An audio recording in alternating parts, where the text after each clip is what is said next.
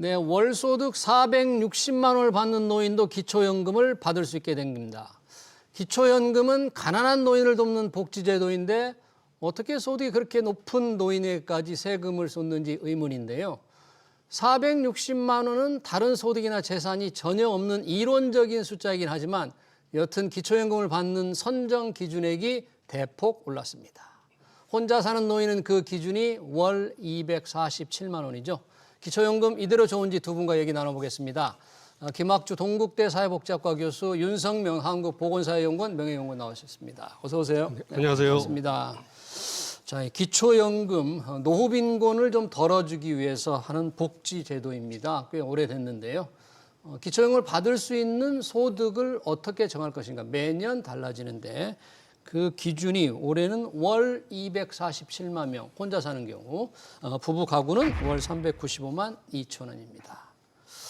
네, 윤석명 위원님, 이 기초연금 우선 이게 누구를 대상으로 어떻게 지급이 되는 겁니까? 일단 기초연금은 우리가 국민연금이라는 제도도 있지 않습니까? 국민연금 있죠. 국민연금은 자기가 근로기간 동안 최소 10년 이상을 보험료를 내야 권리로서 받을 수 있는 제도인데 예. 기초연금은 대한민국 국민으로 태어나서 예. 65세 이상 노인이 되셨을 때 네. 전체 지금 우리가 65세 이상 노인이 1,000만 명이 넘어가거든요. 1,000만 명이 넘죠. 네, 그분들 중에서 소득 하위 그러니까 소득이 높은 상위 30%를 제한 네. 70%에 해당되는 노인분들한테 네. 지급을 합니다. 네. 그러니까 70%인데 이제 이게 신고 위주로 하다 보니까 신고. 네. 본인들이 해당 이렇게 예. 관공서나 이런 데서 신고를 해서 내 자격이 되는지 이렇게 검토를 한 후에 받을 수 있거든요. 그러다 보니까 법상으로는 70%에게 지급하도록 되어 있지만 예. 2024년 기준은 66% 정도에게 지급하고 있어서 네. 한 4%포인트 정도는 좀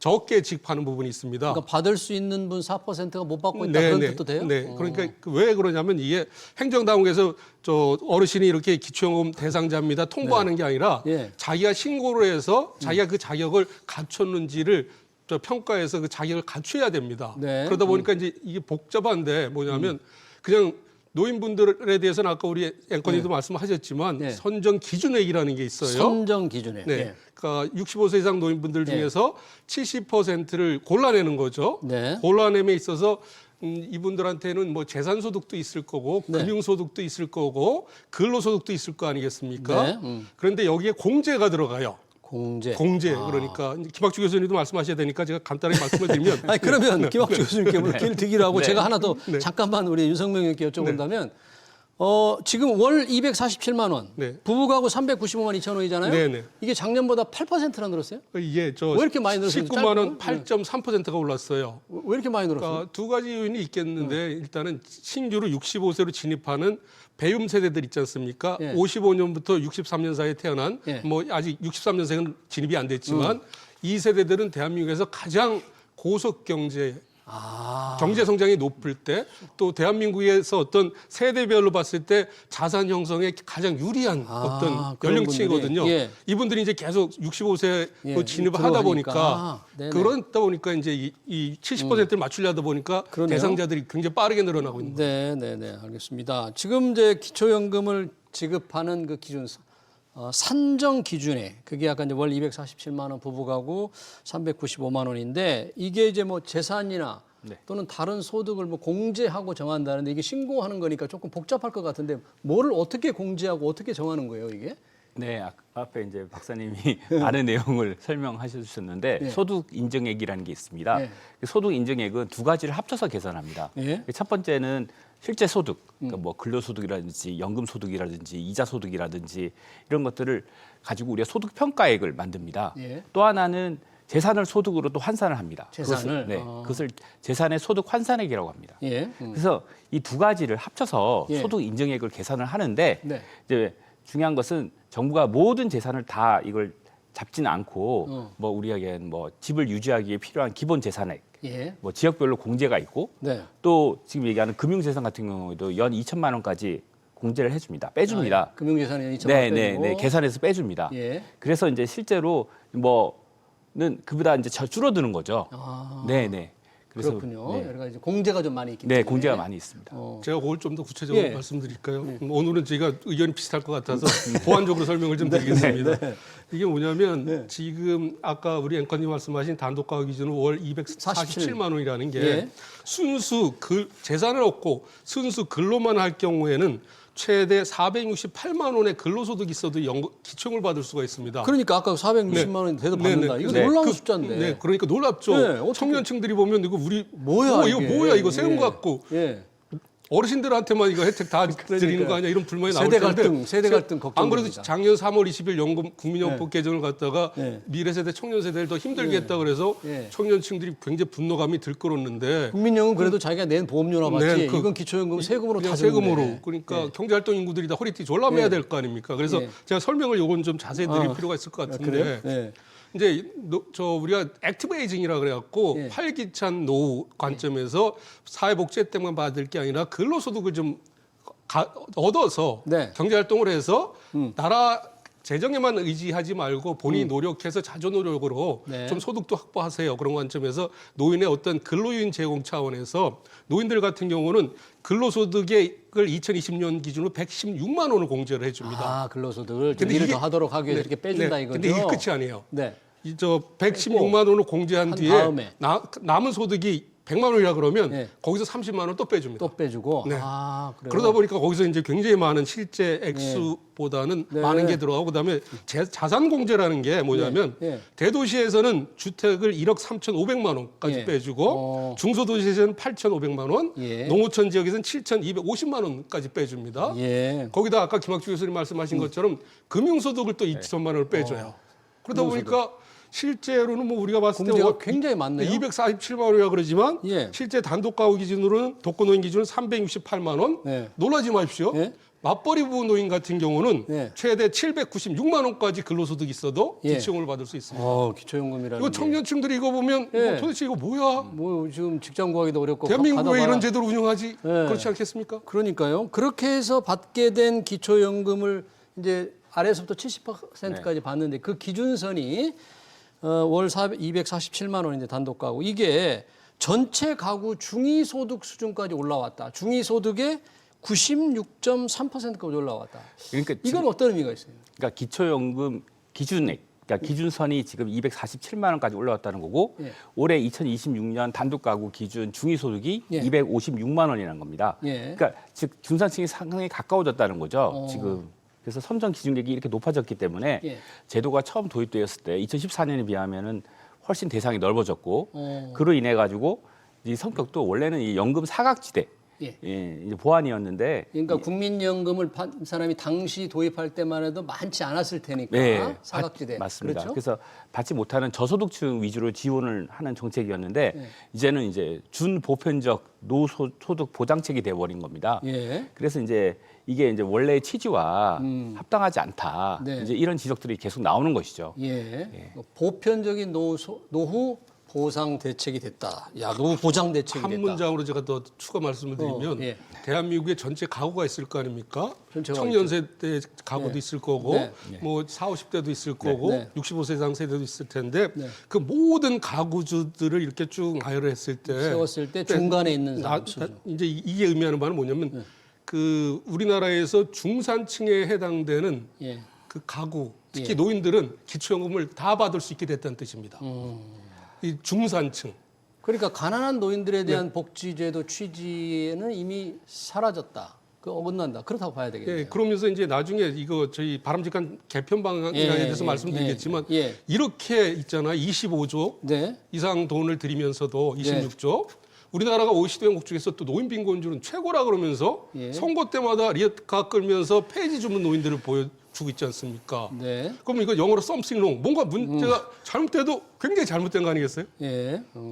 그러면 이 기초연금 제도가 처음 생긴 게 노무현 정부 때 생겨서 박근혜 정부에서 확대됐다는데 역사가 어떻게 되면 언제 확대되고 얼마씩 이렇게 늘어온 거예요? 명칭이 이제 변경이 좀 있었는데요. 네. 그래서 최근에 이제 지금 저희가 얘기하는 이제 기초연금 제도라고 기초연금. 표현하는 거는 이제 2014년도에 도입이 됐고요. 네. 그때 이제는 20만 원 최대였습니다. 아, 지급액이. 박근혜 정부 때? 네. 예. 근데 그 이후로 이제 저소득층부터 단계적으로 이제 이게 올라가서 지급액이 올라가서 25만 원, 30만 원으로 계속 올랐습니다. 그리고 네. 이제 최근에는 물가 인상분이 또 반영이 되어서 또 이제 최대 지급액이 30만 원을 넘어섰고요. 네. 그 매년 이제 조금씩 계속 오르고 있는데 예. 이제는 이제 우리가 얘기하는 노인 빈곤 완화라는 목표가 아니라 이제는 네. 이제 아까 제도 얘기했다시피 이제 보편적인 그 노후소득 같은 느낌으로 지금 와닿는 거죠. 그리고 네. 지금 앞에 그 박사님이 언급하셨지만 지금 소득 인정액에 있어서 네. 그 재산과 소득이 이제 우리가 환산해서 인정이 되는데 특히 이제 소득 기준이 매우 이제 좀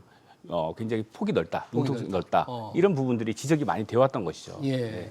노후 빈곤을 완화하기 위해서 한 건데 당시 도입할 때만 해도 잠깐 아까 언급을 해주셨지만 국민연금 받는 분들이 이렇게 많지 않았을 텐데 이제 65세가 되더라도 국민연금을 받는 분들이 점차 좀 늘어나잖아요. 그러니까 나름의 국민연금 그리고 받는 수령액도 조금씩 올라가면서 노후 보장이 조금씩 두터워지고 있는데 이 기초연금마저 이렇게 계속 대상이 늘어난다 그러면 참 문제될 것 같은데 현재 이재명 정부는 이걸 어떻게 하겠다는 구상입니까? 그러니까 이게 기초연금이 굉장히 골칫덩어리가 이미 됐지 않습니까? 예. 저 처음에 이 제도를 도입할 때 제가 가장 앞장서서 반대를 했습니다. 아, 이걸 이 도입할 제도 때? 도입하면 예. 노인 인구들이 굉장히 늘어나면서 선거에서 이기기 위해서 노인 표를 얻기 위해서 계속 액수를 올릴 수밖에 없을 거다. 그게 정치 경제학 측면에서 그럴 수밖에 없다. 그래서 네. 저 굉장히 반대를 많이 했었습니다. 예. 그런데 저 박근혜 정부 때 20만 원으로 기초연금이 도입됐고요. 네. 2014년에 네. 그다음에 문재인 정부 때 이게 30만 원으로 올랐습니다. 30만 원 오르고. 윤석열 정부에서도 40만 원을 올리겠다 공약은 했는데 네. 막상 보니까 이게 감당이 안 되지 않습니까? 네. 그래서 윤석열 정부는 다 임기를 못했지만 출구 전략으로 어떻게 얘기를 했냐면 예. 5년 뒤에 40만 원을 이렇게 맞춰주겠다. 5년 그러니까 임기 뒤? 초에 40만 원 올리는 게 아니라 아. 5년이 지난 뒤에 물가 상승률 등등 고려했을 때 40만 원을 하겠다. 맞춰주겠다면서 굉장히 아주 천천히 올렸습니다. 그래서 예. 이게 지금 34만 4,810원이거든요. 예. 근데 이재명 정부 대선 공약은 뭐였냐면 예. 모든 노인들한테 월 40만 원 올려드리겠다. 기간은 확실하게 안 하고. 그러니까 기간 얘기 안 하고 40만 원 40만 하겠다. 드리겠다 그랬는데 이제 여기서도 출구 전략이 좀 나오는 것 같아요. 뭐냐면 어떻게? 지금 두 가지를 추진하고 있는데 예. 하나는 모든 노인 기초연금 받는 분들이 저 65세 이상 노인들의 70% 정도지 않습니까? 예, 70%. 그 모든 분들한테 40만 원 올려드리는 게 아니라 기초연금을 받는 노인 중에서 좀 취약한 노인들 중심으로 40만 원까지 올려주겠다. 아, 취약한 조금 선별적으로 차등 이게 선별 지원을 하겠다 그런 예, 얘기네요. 요거는 좋은데 다른 쪽에 좀 안 좋은 게 또 있습니다. 뭐예요? 뭐냐면 이제 기초연금도 우리가 가정 경제를 운영할 때 네. 혼자 사는 분 두 분이 살 때는 기본 코스트 비용이 들어가다 보니까 그렇죠. 두 분이 살 때는 뭐 어떤 두 사람이 추가되는 만큼 비용이 올라가지는 않지 않습니까? 그렇죠. 1점 몇 배 네네. 이런 식으로 되는 거죠. 그러다 이거. 보니까 부부 두 분이 기초연금을 동시에 받을 때 노인 네. 두 분이 지금은 한 사람 한 사람이 받는 두 개를 합친 거에 20%를 빼고 지급을 하고 있습니다. 감액을 하고. 근데 이제 그걸 이재명 정부에서는 어. 감액 안 하고 다 1대1로 해서 두 배를 주겠다 다 이런 주겠다. 걸 추진을 하고 있거든요. 그래서 저 같은 사람 입장에서 볼 때는 이건 좀 문제가 있지 않나 아, 그렇게 그러네요. 생각합니다. 그런 부분 선별적으로 40만 원 한 가지 방안 그리고 부부 감액을 없애겠다는 네. 두 가지가 조금 방향이 다른 두 가지 정책을 좀 네. 구상하고 있는데 왜 국민연금 말고 공무원연금도 있고 네네. 그 사학연금도 있고 군인연금도 있잖아요. 이걸 받으면 이 기초연금 못 받는다면서요? 그런가요? 네, 지역연금 수급자는 원칙적으로 기초연금 대상에서 왜 제외되고 그럴까요, 있고요. 이거? 이제 앞에서 이제 저도 잠깐 언급했지만 기초연금 도입 당시에 정부의 논리가 국민연금 사각지대 보완이었습니다. 그래서 연금이 없는 노인을 우선 보호해야 한다는 것이었습니다. 그래서 지역연금 같은 경우에는 이미 이제 연금을 받고 있기 때문에 그래서 기초연금에서 배제했던 것이죠. 네. 그래서 기초연금 관련해서 이제 크게 두 가지 논쟁이 있는데 예. 하나는 선정 기준액이 이제 중위소득으로 근접하면서 예. 이 정도 소득에도 꼭 지급해야 되느냐 하는 이 논쟁이 있고 네. 또 하나는 지금 직역연금 수급자를 왜 배제하느냐 이렇게 준보편적인 예. 혜택인데 노인 혜택인데 왜 직역연금 가입자만 배제하느냐 뭐 이런 논쟁이 또 있는 겁니다. 그래서 네. 네네. 그래서 이제 특수직역연금을 받는 분이 완전히 배제돼 있는데 네. 그런 특수직역연금도 좀 금액이 적게 받는 분도 있을 것 같은데 그렇죠. 그렇지 않을까요? 네, 그런 월 분은 100만 원도 안 되는 분도 네, 있죠. 그런 분들은 굉장히 네. 억울하게 생각할 것 같아요. 그래서 결국은 이제 기초연금이 원래의 취지로 돌아갈 필요가 있다는 것이죠. 이제 우리가 얘기하는 이제 그 저소득, 예. 예, 계층 노인들을 보호하기 위한 원래 취지로 돌아갈 필요가 있다. 사각지대 보완으로 돌아갈 필요가 있다. 예. 이렇게 이제 판단이 됩니다. 제가 관여를 했으니까 조금 더 말씀드릴 수 있을까요? 노무현 정부 때 그때는 그 야당하고 이제 굉장히 치열한 게 있었는데 네. 노무현 정부는 국민연금을 개혁해서 지속 가능한 쪽으로 이렇게 개혁을 하려고 그랬는데 당시 야당은 네. 노인 빈곤이 높으니까 그것보다는 기초연금을 도입해서 노인 빈곤을 완화할 필요가 있다 이런 주장을 했어요. 예. 그래서 정치적 타협으로 도입된 게 지금 기초연금의 조상님은 기초노령연금이라는 기초노령연금. 연금인데 기초노령연금. 그 기초노령연금 제가 이제 당시에 복지부랑 같이 법제처가 네. 법적인 조회까지 했는데 의뢰 받은 게 네. 뭐냐면 이거 나라의 그 정부가 국간에 비면 네. 대상자를 70%에서 이렇게 줄일 수 있는 그런 제도였습니다. 뭐 그런 게 명문화되거나 법제화되는 게 아니었을 거 아닙니까? 근데 그 취지 법 제한은 안 돼 있지만 그런 법 정신이 녹아 있었습니다. 그런 취지가 담겨 있었는데 네, 그런데 그런 식으로 해서 정책 타협으로 도입이 됐는데 네. 박근혜 정부에서 그냥 본법에다 못을 박아놓은 거예요. 그러니까 박근혜 정부에서 무조건 선거 60 때 대선에 좀 다급했겠죠. 네. 네. 무조건 65세 이상 노인 70%한테는 지급한다. 아. 그러면서 이제 두 가지가 바뀐 거죠. 뭐냐면 예전에는 공무원연금 받는 분들하고 일반 국민연가입자들 비교하면 65세 이상 노인 중에서 국민연금을 못 받는 분들도 많았고 엄청 많았죠, 그 당시에. 받아도 액수가 굉장히 적었지 맞습니다, 않습니까? 맞습니다. 근데 지금 상황이 달라진 게 뭐냐면 공무원연금도 어느 정도 충분하지만 하진 않지만 제도 개편을 했지 않습니까? 네. 급여 수준이 좀 내려오고 있고 반면에 국민연금은 오래 가입한 매분 세대들은 국민연금 액수가 꽤 되거든요. 네. 거기다 이분들 재산이 어마어마하게 많은 분들이 꽤 많아요. 예. 그러다 보니까 이제 공무원사에서는 이거 뭐냐? 그러니까. 아까 제가 말씀드렸잖아요. 대한민국의 중산층 정도는 다 기초금 받는데 왜 우리만 빼놨냐 우리만 빼냐. 그러는데 불만이 많을 것 같아요. 이게 2018년 4차 재정 계산 때도 굉장히 치열한 논쟁이 있었는데 저는 네. 반대를 했습니다. 네. 그 이유가 뭐냐면 예. 많은 분들은 공무원은 사람 아니냐, 대한민국 국민 아니냐, 네. 받게 해달라 그래서 아니 이걸 다 받게 하면 나중에 미래 세대는 이 재정 부담을 어떻게 하느냐. 네. 그러니까 처음으로 돌아가서 예. 점진적으로 이 제도를 선택과 집중하는 쪽으로 가야지. 네. 너나 할 거 없이 기초형 달라 그러면 그 재정은 누가 부담할 거냐. 뭐 알겠습니다. 이런 관점에서 지금 재정 문제를 얘기했으니까 김학주 교수님께 한번 물어봐야 되겠는데 이런 기초연금에 따른 재정 부담이 해마다 어떻게 늘었는지 이대로의 기준이 유지된다면 앞으로 재정 부담은 얼마나 늘어날까요? 그래서 이제 기초연금 예산이 2014년도에 6조 9천억 정도였는데 예. 올해 2026년에는 23조 원대로 23조. 네네. 그래서 이제 12년 만에 3배 이상 증가가 된 겁니다. 예. 그리고 이제 2036년 10년 뒤에는 노인 인구가 지금의 50%가 증가합니다. 훨씬 늘어나죠. 네. 그래서 결국은 이 기초연금, 이게 이제 국민연금과 이제 문제와 사실 맞물리는 얘기인데 예. 이 수급자가 급격히 늘어남에 따라서 정치적으로 매우 부담스러운 이러한 정책이 되는 겁니다. 예. 그리고 또 이제 이게 이제 기초연금 개혁과 국민연금 개혁이 결국 맞물려 있고 예. 이게 이제 결국 개혁될 때는 이제 둘 다 개혁될 필요가 있는 것이죠. 예. 네. 근데 지난 국민연 제가 네. 조금 좀 더 예. 이 중요한 포인트라서 그러는데 이제 작년에 한국보건사연구원에서 이 사회보험 또 기초연금에 대해서 장기 재정 추계를 했습니다. 예. 근데 2050년 기준으로 네. 왜냐하면 우리가 이게 기초연금의 액수가 급증할 수밖에 없는 게 하나는 네. 선거 때마다 더 올려주겠다는 게 하나가 있고 매년 대선 때마다 약속을 한다 그런 네, 얘기네요. 그다음에 2050년 되면 노인 인구가 1,500만 명 늘어나고. 넘어갈 거니까 네. 대상자가 늘어날 거 아니겠습니까? 네. 지금 아까 김학주 교수님 뭐 24조, 뭐 26조 말씀하셨는데 네. 2050년이면 많이 남아 있는 것 같아도 24년밖에 안 남아 있지 않습니까? 네. 그때 되면 연간 지출액이 60조가 넘어갑니다. 기초연금으로. 네, 근데 이게 끝이 아니고 2050년. 네, 2050년이요. 2050년에 60조. 네, 60조가 넘어갑니다. 근데 와. 이게 끝이 아니고 예. 또 기초연금은 또 이렇게 복지를 하신 분들이 요구를 해갖고 5년 지금 물가 상승률만 올리도록 돼 있는데 예. 5년마다 재평가를 해서 예. 국민연금 가입자 평균 소득의 일정 비율 11% 정도를 지급하도록 또 이 법이 명문화돼 있습니다. 그래서 실질 가치를 반영할 경우에는 예. 2050년에 예. 120조 가량 예상이 되고 있습니다. 기초연금 재정 부담이 네. 어마어마한. 연간 네, 네. 그러니까 이 제도를 그냥 놔둔다 그러면 예. 뭐 재정 조달하는 부분도 문제가 많겠죠. 또 예. 하나가 중요한 게 뭐냐면 이게 예. 중앙정부만 부담하는 게 아니라 매칭으로 지방정부도 부담을 하고 있어요. 지방 정부도 해요. 그러니까 노인 네. 인구가 많은 쪽에 재정 자주도가 지방 낮은 재정 부담이 쪽은 굉장히 크겠네요. 이쪽으로 돈 나가고 예. 나머지 복지예산 쓸 게 없습니다. 그러네요. 뭐 그런 상황이라면 아까 김학주 교수님 이제 국민연금과 뭐 연계해서 개혁 얘기를 하셨는데 저희가 국민연금 모수 개혁이 작년에 어느 정도 이루어졌잖아요. 네, 네.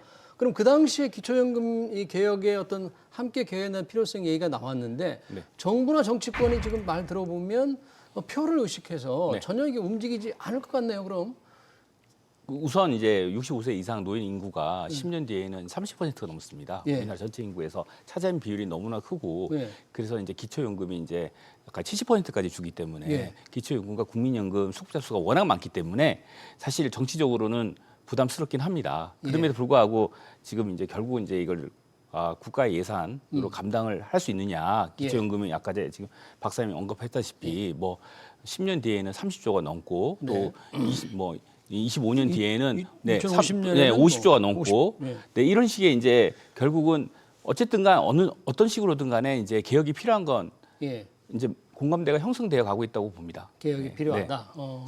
그런데 이제 올 6월 달에 지방선거가 있지 않습니까? 예, 있습니다. 근데 선거를 앞두고 여당이든 야당이든 이걸 좀 줄이겠습니다. 대상자를 줄이겠습니다. 그렇죠. 네. 금액을 안 올리겠습니다. 예. 이런 말하기는 좀 부담스러운 거죠. 그러다 네, 보니까 우리 김학주 교수님하고 저희가 지금 22대 국회, 21대 국회 연금특위 자문위원회를 연금특위. 거쳐서 예. 지금 22대 국회 특위에서도 자문위원회 제가 참여를 하고 있거든요. 네. 그러니까 여기에 아직까지 공식적으로 논의를 안 했지만 예.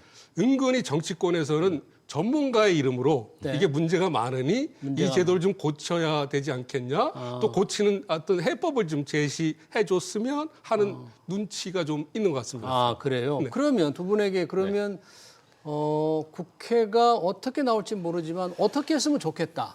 그러면 기초연금 이대로 재정 부담 늘어나는 것을 감당하기가 쉽지 않을 텐데 아무리 정치적인 그런 표 계산을 하더라도 어려울 텐데 어떻게 해야만 좋을까요? 그럼?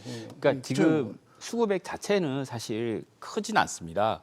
그래서 이제 뭐 이렇게 작은데 이것까지 뭐 없애려고 하느냐 예. 이런 또 논쟁이 있을 수 있습니다. 그래서 지금 원래의 취지로 돌아가서 예. 기초연금의 원래 취지인 이제 저소득층 네. 노인들을 보호하는 그 명분을 살려서 그 저소득층 노인들에게 집중된 좀 지원을 해주고 그리고 그렇지 않은 대상을 좀 더 취약한 분으로 좁히자 네네 이거죠. 포커스를 맞춰서 그쪽에 뭐 혜택을 좀 더 추가로 주고 더 많이 주고. 네네 대신에 이제 우리가 이제 전체 우리가 말하는 노후 보장 소득 보장 입장에서 예. 국민연금 뭐 퇴직연금 개인연금 같은 제도들을 전체적으로 같이 다 보고 예. 이 재설계를 할 필요가 있다 이렇게 생각합니다.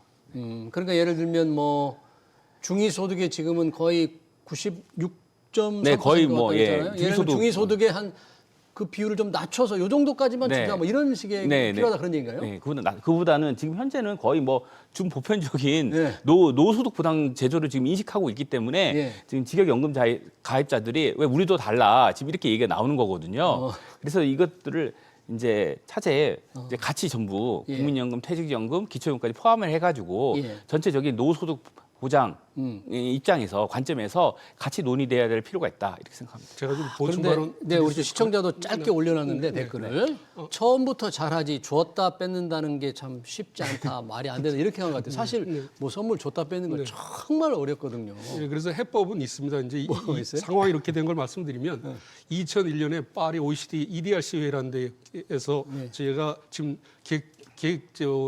예산처 장관 후보자인 이혜원 박사랑 같이 OECD 가서 그 문제가 요즘 논란이 많은 이혜원 그때 후보자. 2001년에 한국경제검토보고서에 이 내용이 있었어요. 그래요? 그때는 뭐였냐면 대한민국의 노인들이 굉장히 빨리 늘어날 텐데 노후 준비가 안 돼 있으니 예. 점증하는 정책 압력으로부터 대처를 하려고 그러면 예. 지금 기초연금을 도입해야 된다. 세금 걷어서 지금 한 기초연금을 도입을 하는데 모든 노인한테 세금 걷어서 근로자 평균 임금의 20%를 지급해야 된다. 이런 공고안이 있었어요. 아, 그래서 당시 이현 박사는 건강보험 쪽이지만 제가 연금으로 가서 거기 사투를 벌였습니다. 네. 이런 제도 도입하면 대한민국 망한다. 큰일 난다. 이게. 그런데 결국 이게 들어갔어요 공고안으로. 그걸 네. 이제 총선이나 대선에서 야당이 받은 거죠. 예. 그런데 제가 끼어든 이유는 뭐냐면 그랬던 OECD가 예. 2010년 이후부터는 예. 대한민국의 기초연금은 투입 비용 대비 노인 비용 완화 효과가 너무나 적기 때문에 고쳐야 된다. 고쳐야 벌써 된다. 15년 동안 공고를 했는데 정치권에서 받아들이지 않고 있고. 않았다. 네. 그 내용은 뭐냐면 아까 김학수 교수님 네. 말씀드렸지만 그 절대 빈곤의 아주 취약 노인이나 예. 중산층이나 똑같은 액수를 받으니 예. 대상자를 줄이면서 대상자를 취약 줄이고 노인한테 많이 드려라. 더 많이 주자. 그게 OECD 그게 노후 공고안입니다. 빈곤을 완화하는 네. 훨씬 합리적인 방법 그래야 같긴 지금 우리 들리는데 리아카 끌고 폐지 줍는 분들 좀 안 보여드릴 수 있을 거 아니에요. 정치권이 과감하고 용기 있게 그런 안을 밀고 나갈 수 있느냐에 이런 정치인이 과연 있느냐 이런 문제가 되겠네요. 그러요 투표를 앞두고 네. 선거 중요한 게 있으니까 국민연금 특위에서 조금 진전이 있어요? 그런 내용이 그러면 그런 얘기가 좀 아직까지는 이제 논의 중심은 연금 특위에서는 저도 참여하고 있지만 주로 국민연금 관련 논의고요. 네. 하지만은 이제 그래서 지금은 포커스가 이제 주로 구조개혁에 관련해서 논의가 이루어지고 있고 뭐 미적립 부채라든지 아니면 자동 조성 장치 도입이라든지 이런 것이 이제 의제로 다뤄지고 있습니다. 그래서 기초연금은 중요성에 대한 개혁의 중요성에 대한 공감대는 있다고 보고요. 하지만 그 본격적인 수치 개편 논의까지 아직 진전되지 못했다. 네. 하지만 어쨌든 지금으로서는 뭔가 변화가 필요하다.